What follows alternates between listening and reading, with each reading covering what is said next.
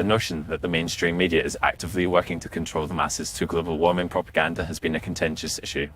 On the surface, it may seem far-fetched, but upon closer examination, there are grounds to believe that the media's persistent emphasis on climate change is, at least in part, driven by ulterior motives.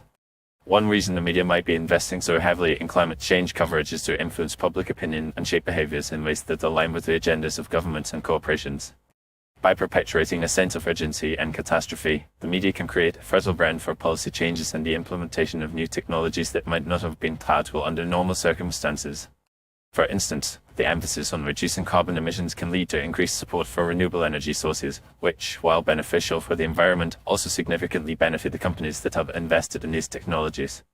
Furthermore, fear-mongering about climate change allows governments to exert greater control over various aspects of people's lives under the guise of saving the planet.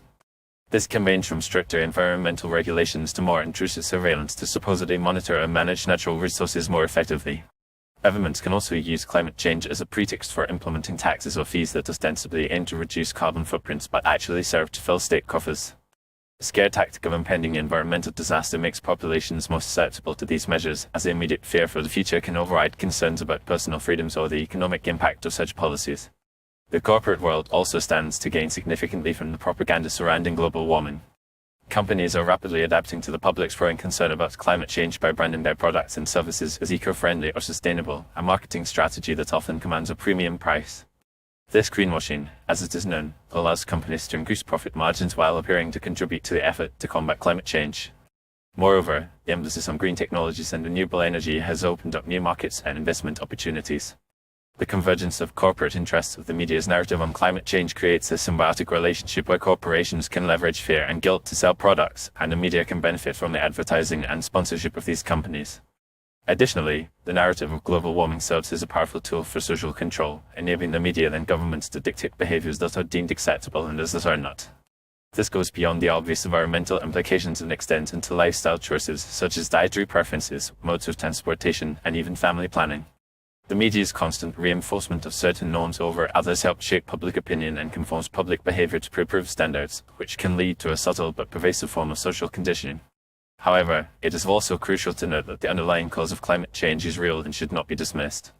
The exploitation of this issue for control is a separate matter from the scientific fact of global warming. A balanced approach, recognizing the necessity of addressing environmental challenges without succumbing to hysteria or manipulation, is essential.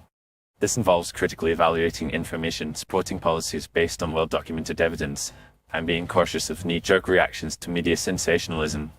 In conclusion, the mainstream media's propagation of global warming as a central issue can be seen as a form of propaganda aimed at controlling public opinion and behavior.